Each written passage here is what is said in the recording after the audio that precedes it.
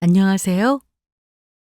요즘 결혼 후 이혼하는 부부들이 참 많은 것 같습니다. 예전에나 이혼이 흠이었지, 요즘은 흠도 아닌 세상이죠? 저 역시 이혼을 했고, 현재 혼자 살고 있는데, 저는 이혼을 하고 나서야 남편의 외도를 알게 되었습니다.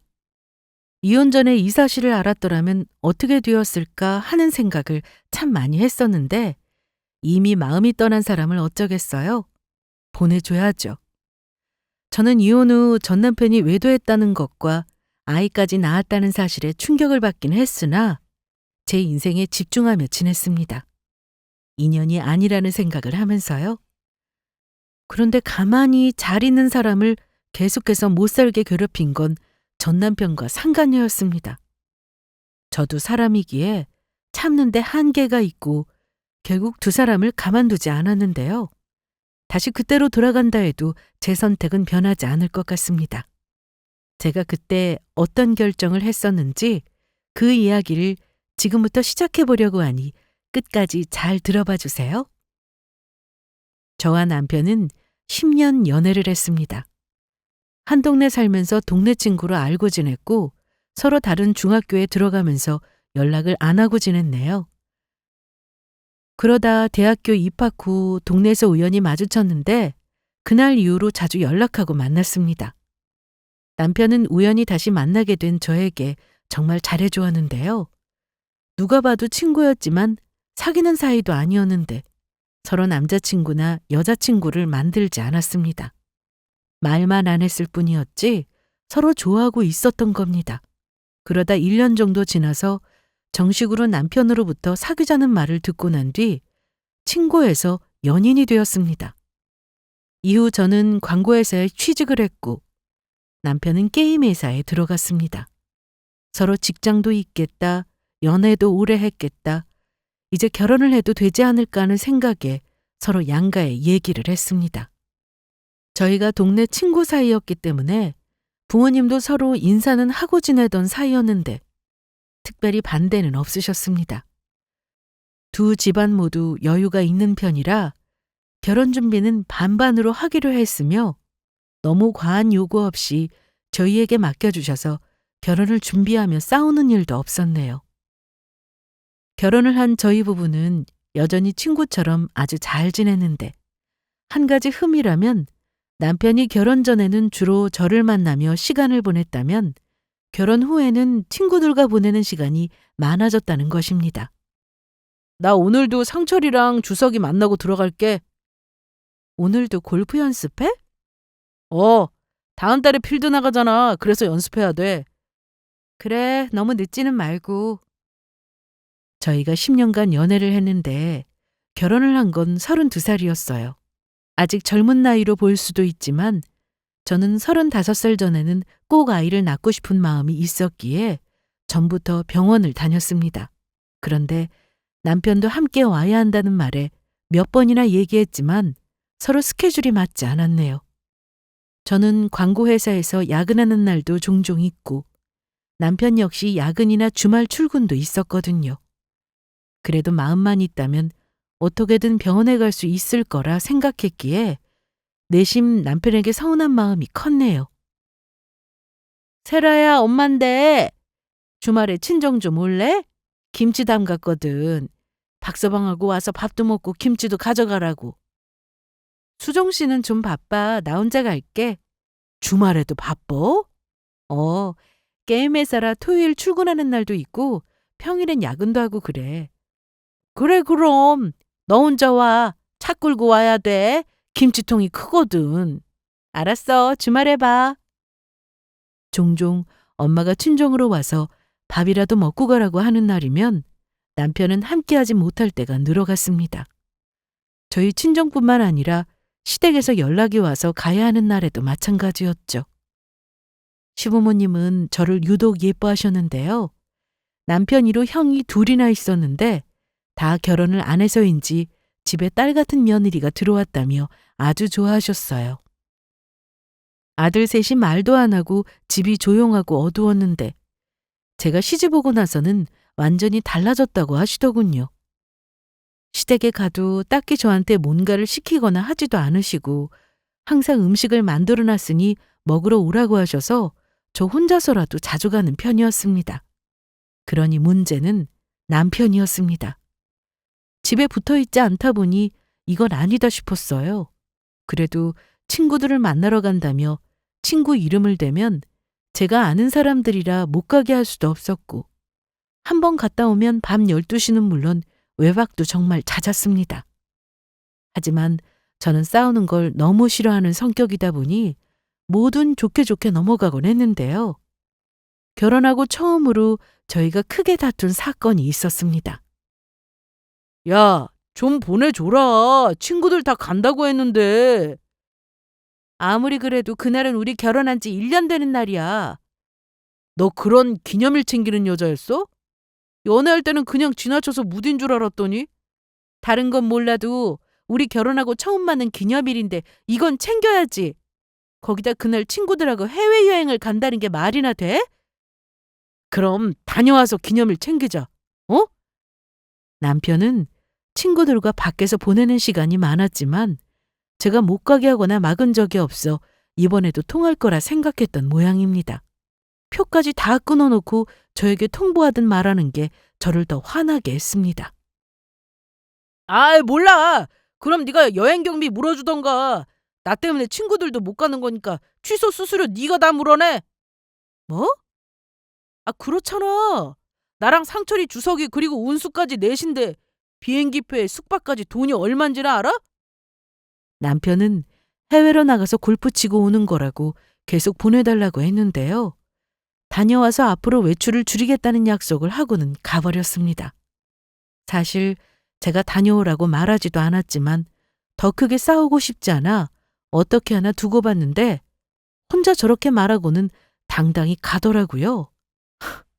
글쎄, 제가 어떻게 말려도 소용없는 사람이라는 걸 그때 알았습니다. 연애 때는 왜 몰랐을까? 이런 바보 같은 생각이 들긴 했지만 분명 이런 사람이었는데 제가 알아채지 못한 거였겠죠. 남편이 친구들과 여행 간 사이 저는 회사 다니며 퇴근 후 친한 친구들과 만난 적이 있었는데 다들 똑같은 말을 하길래 내 남편은 그럴 리가 없다는 생각을 했습니다. 세라야, 너 무슨 생각으로 그걸 보내준 거야? 어? 골프를 너무 좋아하니까 해외 나가서도 한번 쳐보고 싶다고 사정사정 하더라고. 그건 알겠는데 남자들끼리 그것도 넷이서 동남아로 여행 간 거면 사실 다른 쪽으로도 의심해야 돼. 내 친구도 남편이 태국인가 친구들하고 놀러 간다고 해서 보내줬는데 거기서 딴 여자 만났대잖아. 바로 걸려서 아주 싹싹 빌고 난리도 아니었다는데? 에이, 설마 그럴라고. 세라 얘 학창시절부터 순진한 거 알아봤었는데 여전하네. 그래도 네 남편은 아닐 수도 있어. 그런데 같이 간 친구들은 생각이 다를 수도 있고 아예 그걸 목적으로 여행 간 걸 수도 있지. 아무도 모르는 거야. 집에 돌아온 저는 친구들 만난 게 좀 후회가 됐습니다. 전혀 생각지도 못했던 얘기를 들었으니까요. 처음에는 기념일에 해외여행 가는 게 서운하기만 했는데 나보다 친구들이 더 좋은가 이런 생각으로만 머릿속이 가득했는데 여자 문제는 또 달랐죠. 설마 3박 4일 동안 골프 치기도 바쁠 텐데 여자를 만나겠어? 하면서 혼자 별별 생각을 다 하며 전화통화도 자주 했습니다. 그런데 남편은 제가 거는 전화는 다 받았고 영상통화까지 하면서 주변의 친구들 얼굴도 보여주고 숙소나 골프장까지 핸드폰 카메라를 돌려가며 저에게 다 확인시켜 주었습니다. 이후 여행에서 돌아온 남편은 제 선물까지 잔뜩 사온 걸 보여주며 앞으로는 여행 안 갈 거라고 했고 간다면 저하고 간다고 하더라고요. 그리고 며칠 지났지만 저희는 분위기 좋은 음식점에서 결혼 1주년도 챙겼습니다. 얼마 뒤 저는 계속해서 아이가 갖고 싶어 남편에게 같이 준비해보자고 했고 남편도 알았다고 하면서 제가 원하는 대로 협조도 아주 잘해주었습니다. 저는 이게 기회다 싶어 정말 잘해보고 싶어서 다니던 회사까지 그만두었는데 남편의 협조는 그리 길지 못했습니다. 얼마 가지 않아 또다시 밖으로 나돌기 시작했죠.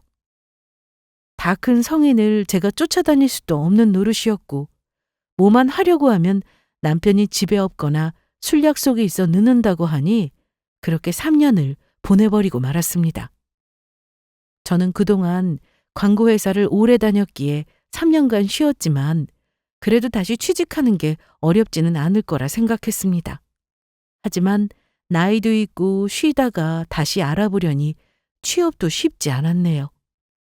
그동안 남편은 회사에서 승진도 한 번 했고 여전히 본인 취미는 다 즐기고 살고 있었기에 저는 조급한 마음이 들기 시작했습니다. 그래서 꼭 하던 일이 아니더라도 뭐라도 일을 해야 이 불안감이 사라질 것만 같았습니다. 매일같이 구직 사이트를 들여다보며 이력서도 많이 냈는데 가장 먼저 연락이 온 곳은 한 호텔이었습니다. 유명하거나 큰 호텔은 아니었는데 돌잔치 뷔페를 주로 하는 곳이었고 제가 지원한 부서는 돌잔치나 고이연과 같은 그런 잔치를 기획하고 홍보하는 일이었죠. 광고회사와는 좀 성격이 다른 일이지만 그래도 제가 다루는 프로그램을 주로 사용하고 어느 정도 연관성도 있었기에 해볼 만하다 싶었습니다.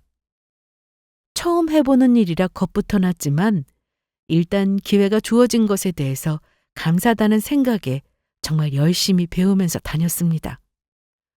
하다 보니 생각보다 재미도 있었고 확실히 광고회사에 재직 중일 때 기획안을 많이 만들어 봤던 것이 도움이 되더군요. 요즘 출생률이 저조해서 돌잔치 문의가 많지는 않았으나 이벤트를 보고 찾는 사람들도 많았고 꼭 돌잔치 말고도 가족 행사로 예약률이 늘었습니다.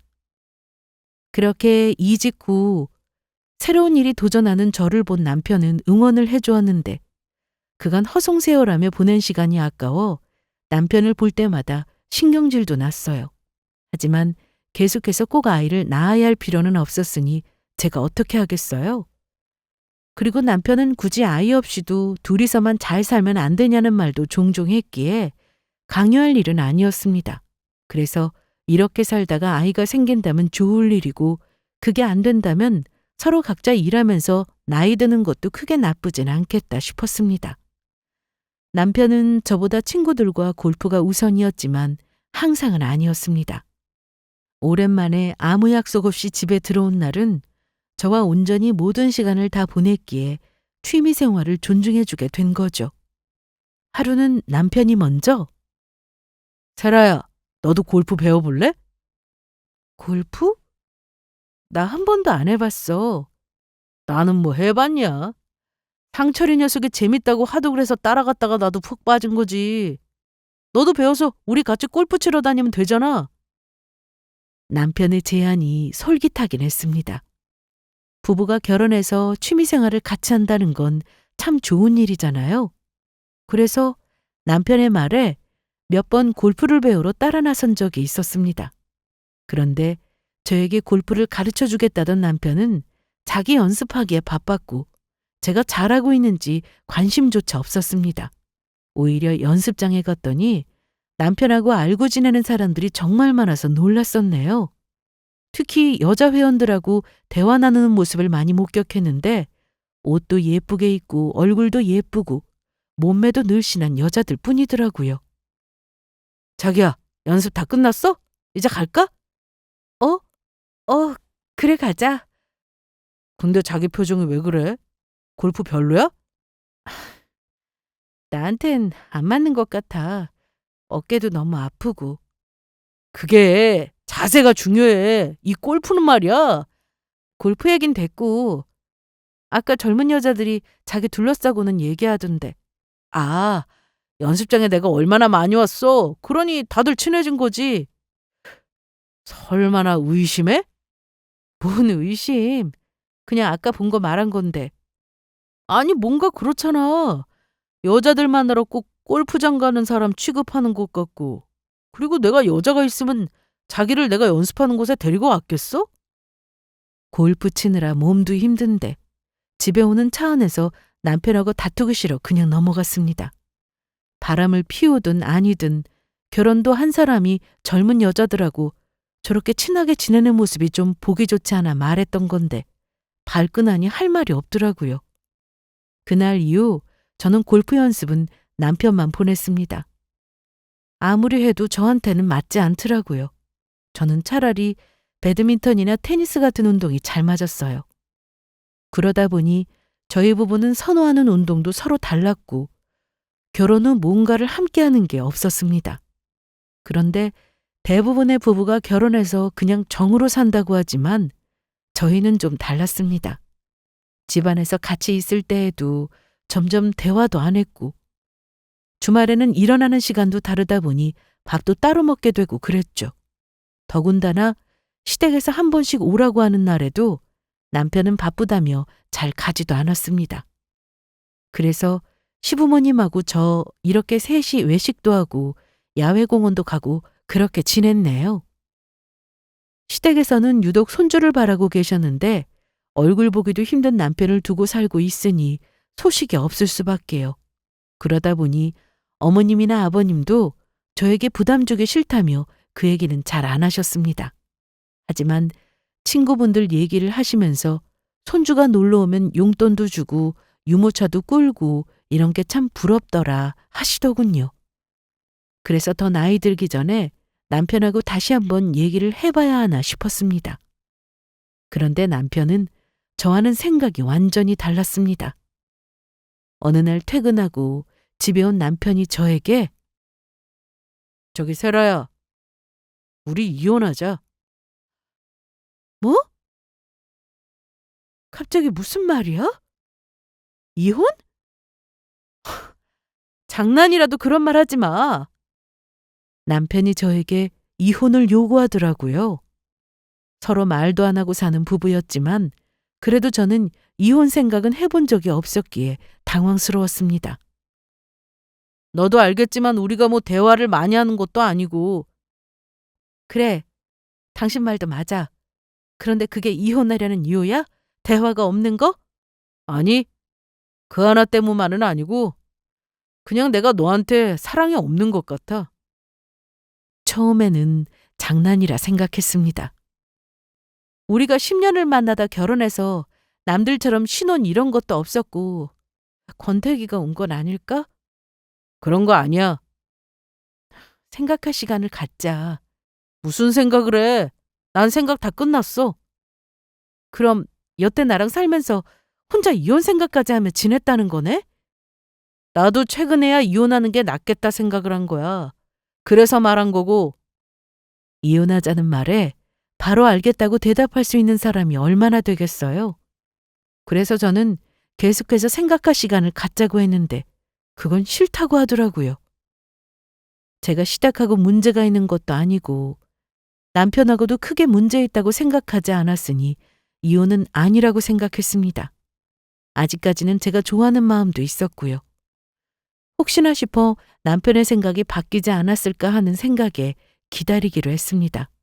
그런데 남편은 제 생각과는 달리 이미 다 정리를 했더라고요. 시간이 지날수록 남편은 저를 더 차갑게 대했고 집에 들어오는 날도 점점 줄었죠. 한마디로 저와 남편은 남보다 못한 사이가 되어갔습니다. 그러니 저도 더는 견디기가 어려웠습니다. 그래서 저도 이혼을 결심하게 되었네요. 네 말대로 우리 이혼하자. 정말? 그런데 너 혹시 여자 있어? 뭐? 날 뭘로 보고... 그런 거 아니야. 생각해보니까 우리는 그냥 계속 친구로 지냈어야 했어. 결혼 전에 난 너밖에 몰랐는데 결혼하고 보니 아니더라고. 미안하다. 그래. 알았어. 그럼. 저는 그렇게 남편의 의견을 존중해 주었습니다. 결혼할 때 서로 비용도 반씩 부담했기에 재산 문제도 복잡하진 않았습니다. 남편은 같이 살던 집을 처분하자고 했고 가구나 가전도 중고로 다 처분하기로 했습니다. 저는 필요한 짐을 싸서는 친정으로 들어갔습니다. 이혼 얘기가 나올 때부터 부모님께 미리 말씀을 드렸는데 저나 친정에서도 전혀 생각 못한 일이었기에 많이 놀라셨으나 그래도 받아주셨습니다. 남편은 이제 전 남편이 되었고 저는 생각보다 힘든 시간을 보냈습니다. 아직도 마음이 남아 있었던 건지 쉽게 정리가 되지 않더라고요. 그래도 내색하지 않으려고 일에 더 집중했고 바쁘게 지내려고 애썼습니다. 신혼집이 팔리고 난 뒤 전 남편은 저에게 돈을 보내왔는데요. 저도 부동산을 통해 어느 정도 시세를 알고 있었기에 제가 받을 돈을 예상하고 있었습니다. 여보세요? 이 돈 뭐야? 얼마 전에 집 팔렸잖아. 가구랑 혼수도 다 처분했고. 그건 알겠는데 돈이 좀 많아서 하는 얘기야. 나 만나서 고생만 했는데 어떻게 딱 절반만 보내냐. 너한테 좀 더 보냈어. 전 남편은 통화하는 내내 저에게 미안하다며 돈을 좀 더 보냈다고 했습니다. 전 시댁에서는 그렇게 저를 이뻐하시고 자주 전화도 하셨는데 전 남편이 이혼 얘기를 하기 시작한 시점부터 연락이 오지 않았습니다. 아마도 미리 알고 계셨나 보다 싶었죠. 그것도 좀 씁쓸했네요. 암튼 이혼을 했으니 더는 미련두지 않으려고 했습니다. 다시 떠올릴 만한 추억이 저희 부부에게는 많지 않았기에 그래도 정리하는 게 오래 걸리지는 않겠다 생각했죠. 그렇게 저는 평소와 같이 열심히 회사 다니며 일하고 지냈는데 다니던 곳을 그만두고 다른 호텔로 이직을 하게 되었습니다. 조건도 좋았고 다행히 면접도 합격했고 옮기지 않을 이유가 없었죠. 특급 호텔 수준은 아니었으나 돌잔치 장소로 잘 알려진 만큼 전보다 업무량도 많았습니다. 이곳에서는 자체적으로 사회 업무도 해주고 있었기에 손님이 원하면 사회도 봐주곤 했습니다. 물론 담당자가 따로 있었고요. 저는 여전히 기획 업무를 통해 매번 새로운 기획안을 제출하며 다른 곳과 차별화 있는 돌잔치를 구상하는 일을 했습니다. 그렇게 바쁘게 지내며 이혼 후 힘든 것도 서서히 정리가 되어갔네요. 그런데 얼마 뒤 전 남편이 저와 결혼 생활을 하던 중 여자가 있었다는 사실을 알게 되었습니다. 전 남편 회사 사람 중 최 과장이라는 사람이 있었는데 그 사람의 와이프와 제가 연락하며 지내던 사이였거든요. 부부끼리 만나며 식사도 하며 지내다 친해지게 되었죠. 이혼하고는 통 연락을 안 하고 지냈는데 그 최 과장 와이프가 저에게 전화를 해왔습니다. 세라 씨, 잘 지냈어? 이혼 소식 듣고 나 너무 놀랬잖아. 아, 나 요즘 바쁘게 지내. 그래서 나랑도 연락 끊은 거야? 그럴 리가. 사실 전 남편하고 연관되어 있기도 하고 선뜻 내가 전화하는 것도 이상하더라고. 그래도 우리는 무자르듯 관계 끊지 말고 가끔이라도 만나고 전화도 하고 그러자. 그래, 알았어. 단순히 안부를 물으려고 전화한 줄 알았는데 저에게 또 다른 얘기를 해주었네요. 이혼했다는 얘기를 듣고 얼마 지나지 않아 회사 근처에서 전 남편이 어떤 여자랑 손잡고 가는 모습을 봤다고 하더라고요. 최 과장이라는 분이 그걸 보고 집에 가서 와이프한테 얘기한 모양이었죠. 아니, 어떡해. 이혼하고 바로 여자가 생길 수 있어. 그래? 뭐 그럴 수 있지. 그런데 나한테 굳이 말하지 않아도 돼. 이제 남인데. 자기 벌써 정리 다 했구나? 내가 괜히 쓸데없는 말을 했네? 전화를 끊고 나서 이런저런 생각이 많이 들었습니다. 혹시나 전부터 여자가 있어서 이혼을 하자고 한 건지, 나 몰래 얼마나 만난 건지, 별별 생각을 다 했죠. 하지만 저와 헤어지고 나서 만난 걸 수도 있으니 제가 뭐 따질 입장은 아니었습니다. 엄마에게도 이 얘기를 했는데 어차피 이혼한 거 뭐하고 살든 그냥 두라고 하더군요. 그래서 더는 신경 쓰지 않고 지냈습니다. 그런데 몇 달 뒤 그 최 과장 와이프라는 사람한테서 또 전화가 왔습니다. 세라 씨! 아니, 무슨 일 있어? 내가 그날 이후로 소식 안 전하려고 했는데 며칠 전에 남편이 집에 와서는 이런 말을 하더라고. 무슨 말? 전 남편과 만나는 여자가 얼마 전에 출산을 했다는 거였습니다.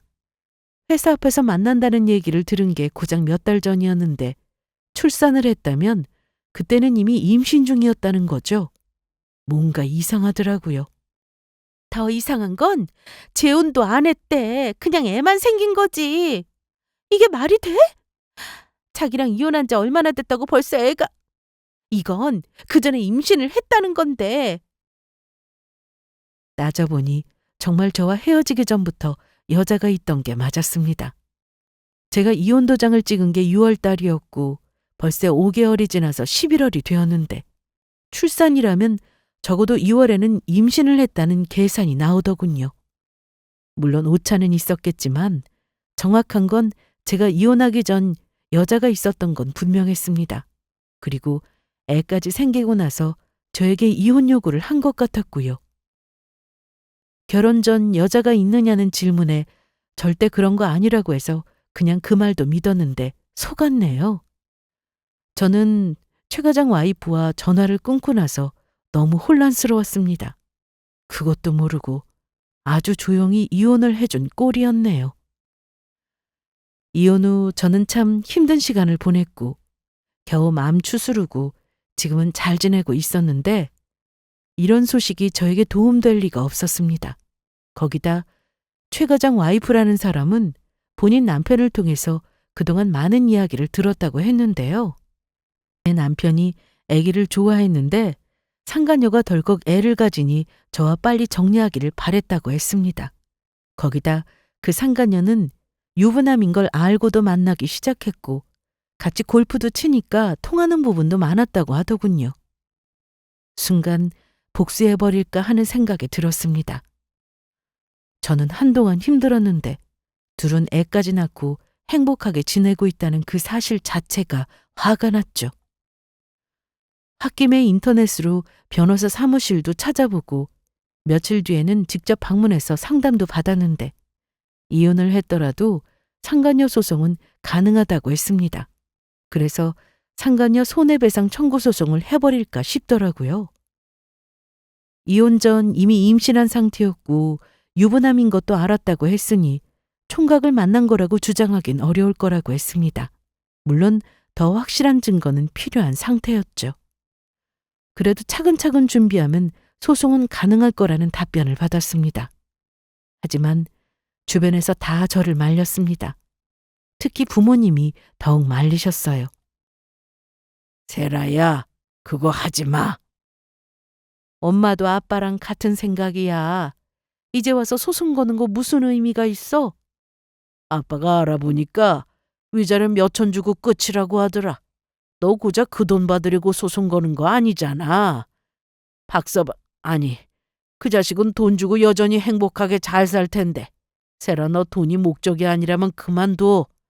네가 더 잘 살면 되는 거야. 네 인생 살아. 소송 시작하면 최소 1년은 걸릴 거고 길면 몇 년이나 소송에 신경 쓰고 살아야 돼.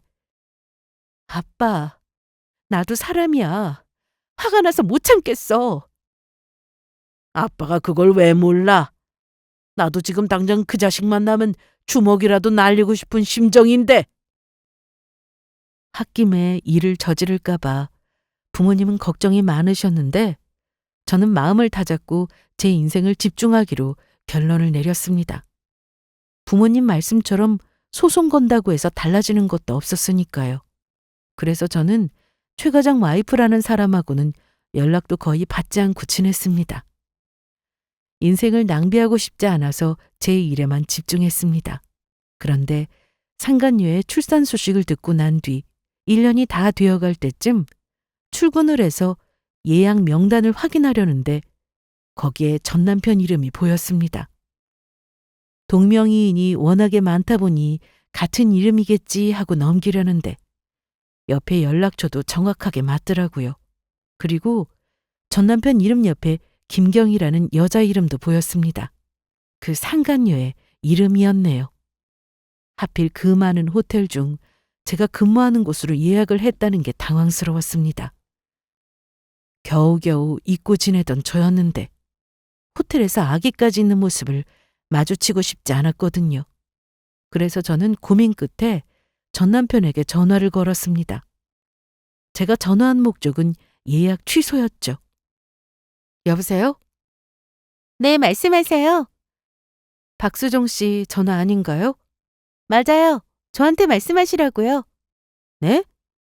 설마 아직도 못 잊은 거예요? 상간녀가 전 남편의 전화를 대신 받았는데 이미 제가 누군지 알고 받은 듯 했습니다. 전화 걸려왔을 때 제 이름이 떴을 텐데 그걸 알아봤다면 전부터 제 이름을 알고 있었다는 건데 어이가 없었네요. 전 박수정 씨와 통화하고 싶은데요. 이혼해놓고 왜 연락을 해요? 이건 매너가 아니죠. 진짜 찌질하네. 그러니 이혼이나 당하는 거예요. 정신 좀 차려요. 벌써 이혼한 지 얼마나 많은 시간이 지났는데 아직도 전 남편 못 잊어서 전화나 하고.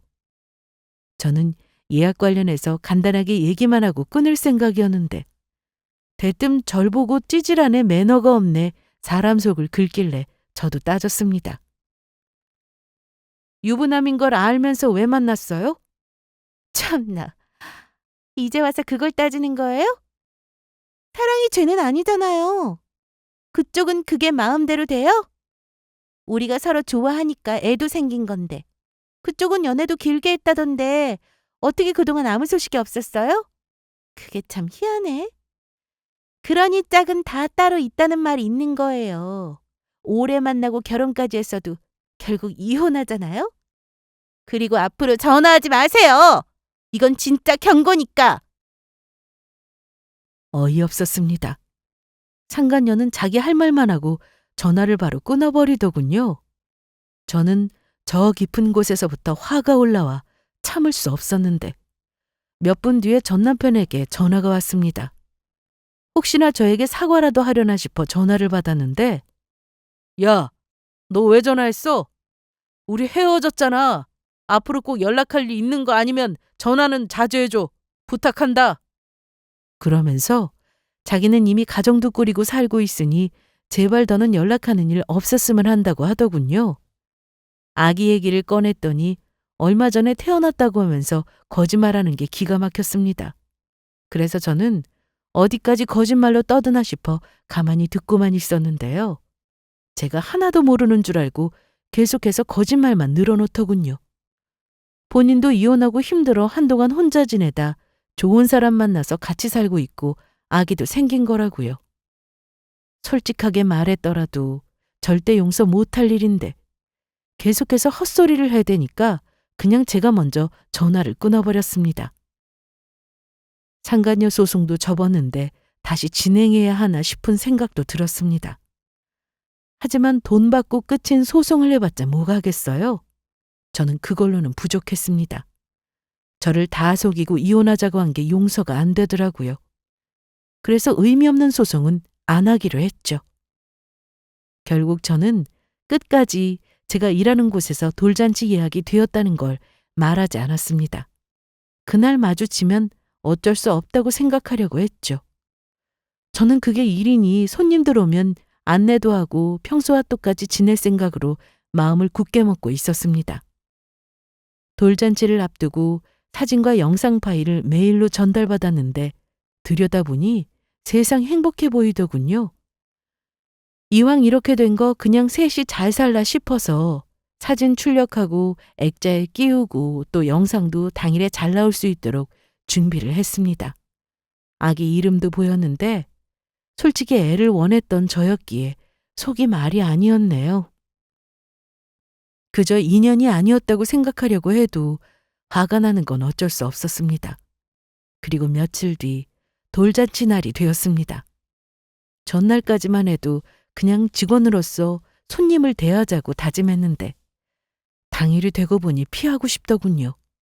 그런데 다들 자기 일이 있어서 저를 대신해줄 직원이 없었습니다. 동선 안내나 준비 과정에 대한 소개는 따로 해주는 직원이 있지만 그래도 제가 담당을 해서 현장에서 한 번은 인사를 나누어야 했습니다. 보통 돌잔치를 하는 날은 아이 부모가 일찍 와서 준비를 하게 되는데요. 그날 전 남편과 상간녀가 모습을 보였습니다. 일찍 와서 결국 저와 마주치고야 말았는데 저는 모른 척하고는 설명을 시작했죠. 그런데 전 남편이 먼저 저를 알아보고는 야, 너 여기서 일해? 직장 여기 아니었잖아. 이직했어. 아, 그럼 좀 미리 말해주던가. 예약했을 때 바로 연락이라도 줬으면. 오빠, 어떡해? 저는 빨리 안내만 하고 사무실로 들어갈 생각이었는데 둘은 서로가 난리가 났습니다. 특히 상간녀는 저를 세워두고는 막말을 하기 시작했는데요. 돌잔치 망칠 생각이에요? 예약자 이름 봤을 텐데 일부러 모른 척한 거죠? 그것 때문에 제가 전화했었잖아요. 저도 얼굴 보기 껄끄러워서 예약 취소해달라고 전화했었는데 저한테 뭐라고 했어요? 뭐라는 거야? 이렇게 중요한 일을 전화를 한 거면 용건부터 말했어야지. 반말하지 마, 김경희 씨. 내가 그날 예약 취소 부탁하려고 전화한 건데 네가 대신 전화 받아서는 나보고 아직도 남편 못 잊은 거냐고 헛소리 해야 됐잖아. 내가 말할 시간도 주지 않고 너 혼자 계속 헛소리만 하다가 끊어버렸잖아. 내가 또 전화하면 무슨 말이 나올 줄 알고 전화를 또 하겠니? 와, 너 무섭다. 그래서 오빠가 너랑 헤어진 거구나. 다 이유가 있다니까. 이혼당한 여자는 본인들만 몰라. 무슨 문제가 있는지. 그러면서 자기 남편이 바람 피운 여자가 하나같이 젊고 예쁘니까 질투나 하는 거지. 너도 딱 그 부류야. 상간녀가 그렇게 막말을 하고 있는데도 전 남편은 말릴 생각은 하지 않고 오히려 더 거들었습니다. 아이씨, 다른 직원 없어? 너 말고 다른 직원 없냐고. 다들 담당이 달라서 오늘은 안 돼. 너 오늘 손님들 앞에서 얼굴 보이지 마라. 아, 진짜 구질구질해. 이게 뭐냐 이게. 오빠 와이프 실제로 이렇게 자세히 본 건 처음인데 생긴 대로 논자 진짜. 돌잔치 망칠 생각하지 마요. 그리고 오늘 아는 사람도 많으니까 마스크라도 쓰던가 해. 불편한 건 저도 마찬가지였습니다. 제가 대체 뭘 어쨌다고 얼굴 보자마자 저렇게 막말을 하는 건지 생각할수록 짜증이 났습니다. 특히 상간녀가 저에게 함부로 한 건 저게 끝이 아니었는데요. 돌잔치 시간이 다가오자 상간녀가 낳은 아기도 볼 수 있었는데 아이를 안고 다니며 호텔 여기저기 구경을 시켜주는 듯 보여서 그런가 보다 하고 있었더니 급하게 룸 안으로 들어가서는 애를 넣고 혼자 나오더라고요. 사무실로 들어갈 수 없어요? 손님들 이제 오기 시작하는데 아는 사람 보면 어쩌려고 그래요? 내가 왜 사무실로 들어가야 하는데요? 그건 제가 알아서 할 부분이에요. 자, 이거. 상간녀는 마스크를 어디서 가져왔는지 저에게 내밀며 빨리 쓰라고 했습니다. 그런데 제가 왜 상간녀의 말을 들어야 하나요? 이거 쓸 이유 없는데요. 그럼 뭐 어쩌자고. 지금 왜 이렇게 지켜보고 서 있는 건데? 말했잖아, 담당자라고. 아이씨, 너 내가 이번 돌잔치 망치면 가만 안 둘 거야. 알아들었지? 저는 가만히 있었는데 둘이 번갈아가며 저를 찾아와서는 사람 열받게 하는데 제가 계속 가만히 있어야 했을까요? 솔직히 전 남편이 얼마 전에 애를 낳았다고 거짓말까지 했는데 이렇게 그 거짓말이 들통났으면 사과하는 게 정상 아닌가요? 오자마자 막말해. 자기들 돌잔치 망칠까 그것만 신경 쓰는 게 화가 나 미칠 지경이었습니다. 상간녀는 그렇다 쳐도 전 남편은 저에게 그럼 안 되는 거 아닌가요? 이혼할 당시 저희는 서로 인생을 응원하며 헤어졌습니다. 나쁘게 헤어진 게 아니었죠. 그렇다고 제가 미련이 남았다는 게 아니라 아무리 헤어졌어도 서로 기본 예의는 지킬 수 없었나 하는 겁니다. 손님들이 점점 많이 오기 시작했고 제가 아는 사람들도 눈에 보였습니다. 전 시모와 시부는 물론 전 남편의 친구들과 회사 사람들이었죠. 저를 알아보고 먼저 와서 인사를 하는 분들도 있었고요.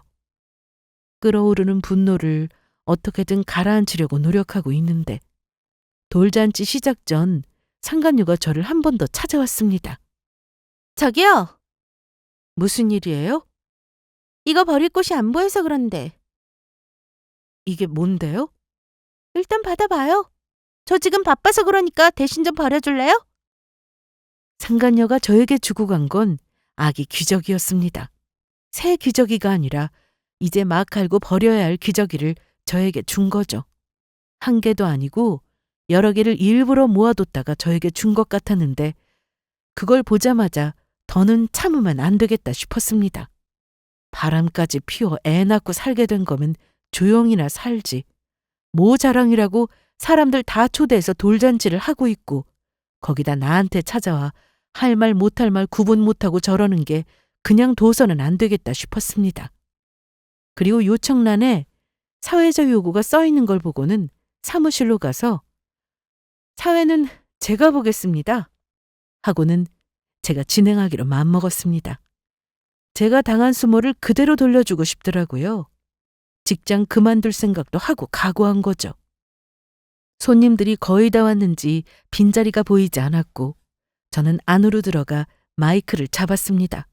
그리고 기본 멘트를 말하며 인사를 했네요. 축하한다는 말도 잊지 않았고요. 그런데 손님들 사이에서 수군거리기 시작하는데 저를 아는 사람들도 저를 보고 놀랐을 겁니다. 거기다 맨 앞에 나와서 아기와 서 있는 전 남편과 상간녀의 표정은 이미 굳어 있었죠. 저는 프린트된 안내지를 보고 천천히 돌잔치를 시작했고 아기 영상을 틀어주며 잠시 10분 정도의 시간적 여유가 있었습니다. 그런데 그때 상간녀는 저에게 오더니 뭐 하는 거냐고 하더군요. 그러면서 제 귀에 대고 조용히 쌍욕을 하더니 빨리 나가라고 하는데 잠시 흔들렸던 제 마음이 더 확고해졌습니다. 제대로 말해주고 나가야겠다 싶었죠. 영상이 끝나고 전 남편과 상간녀가 미리 준비해온 아기 정보를 보고 있었는데요. 그 다음 시간이 손님들이 퀴즈를 풀고 선물을 받아가는 거라서 제가 문제를 내야 했습니다. 그런데 참 문제 수준이 어이가 없었네요. 임신 사실을 알았던 날짜를 맞춰보라는 문제도 있었습니다. 답을 보니 정말 제가 전 남편과 이혼하기 전이었습니다. 그 문제를 보고 있으니 진짜 두 사람이 너무 뻔뻔하더라고요. 분명 아는 사람들도 많았을 텐데 이런 걸 문제로 냈다는 게 말이죠. 저는 그게 기회다 싶어서 문제를 내며 이번 문제는 두 사람이 임신 사실을 알았던 날짜를 맞추는 건데요. 달만 맞추시면 됩니다. 그랬더니 상간녀 손님 중에서 몇몇 사람들이 손을 들고 얘기를 하더라고요. 하지만 다 틀렸습니다. 그래서 제가 힌트를 주겠다며 마이크를 다시 잡았는데 그런데 해당 월이 좀 이상하네요. 이때는 분명 애기 아빠가 전 부인하고 이혼하기 전으로 알고 있는데 말이죠.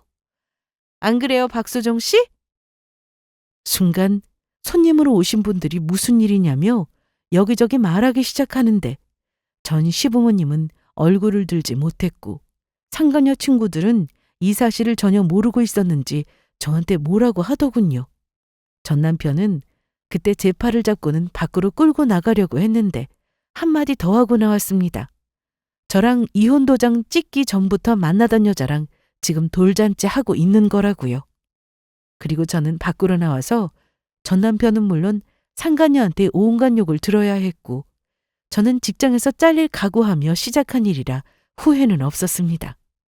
이날 전 시댁 식구는 물론 전 남편의 회사 사람 그리고 상간녀의 가족과 친구, 직장 동료까지 다 모인 자리였기 때문에 두 사람은 아마 저에게 화가 많이 났을 겁니다. 저는 오전까지만 해도 돌잔치를 망칠 생각은 없었습니다. 그런데 두 사람이 저를 화나게 했고 사과는커녕 오히려 큰 소리만 치니 이런 상황에서 누가 기분 좋게 넘어갈 수 있겠습니까? 그 일이 있고 나서 며칠 뒤 전 시부모한테 전화가 왔는데 처음에는 안 받았지만 문자로 꼭 좀 통화하고 싶으니 전화를 달라고 하시더라고요. 그래서 전화를 걸었습니다. 얘야, 미안하다. 내가 대신 사과할게. 내가 할 말이 없다. 손주가 생겼다고 해서 처음에는 우리도 수정이한테 뭐라고 했어. 새로 하고 살고 있으면서 바람 피워 애까지 만들어 왔냐고. 그런데 그렇게 된 거 어쩌겠어. 우리가 뭐라고 한다고 해서 들을 나이도 아니고. 그런데 손주 태어나고 한 번을 우리 집에 안 오더라고.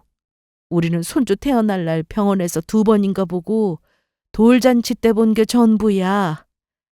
나는 미안해서 너한테 그동안 연락 한번 못하고 살았는데 염치 없지만 네 생각 참 많이 했다. 넌 딸처럼 우리 집에도 자주 오고 우리랑 시간도 많이 보내고 했는데. 이제 와서 그런 얘기가 무슨 소용 있어요. 알아, 다 알아. 그래서 아들 못까지 내가 미안하다고 사과하는 거야. 용서까진 바라지 않는다만 미안하다. 넌 더 잘 살아야지. 그러면서 전 시모는 저에게 갑자기 돈을 보내겠다고 했습니다. 그래서 됐다고 싫다고 했는데 이렇게라도 하지 않으면 마음이 편하지 않을 것 같다며 돈을 주시겠다는 걸 겨우 거절하고 끊었네요. 그리고 예상대로 상간녀한테서도 연락이 왔습니다. 돌잔치 당일날 그런 일이 생겼으니 저에게 바로 전화할 줄 알았는데 일을 수습하느라 바빴던 건지 이제서야 전화가 왔습니다. 내가 너 그럴 줄 알았어. 불안하더라. 지금 우리 집 어떻게 된 줄 알아? 내가 그걸 알아야 돼? 이혼당한 주제에 뭐가 그렇게 당당하냐? 너 내가 명예훼손으로 고소할 거니까 그런 줄 알아. 그러던가 나는 그럼 상간녀 소송할게. 여보세요? 야, 뭔 소송? 둘이 지금 뭐 하는 거야? 네가 지금 일을 이렇게 만들었잖아. 아니지. 일을 이렇게 만든 건 너지. 네가 이혼해달라고 했을 땐 난 네 의견 존중해서 좋게 도장 찍었어. 여자 있는 거 아니라는 말도 믿었고. 그리고 돌잔치 전에 통화했을 때도 애가 얼마 전에 태어났다고 아주 뻔뻔하게 거짓말했지? 야, 그건 뭐, 더 할 말 있니?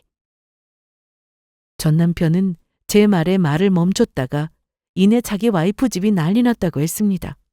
친척들은 초혼으로 알고 있었는데 이혼남하고 결혼한 거냐고, 거기다 바람까지 피우고 돌잔치를 한 거냐고 그랬답니다.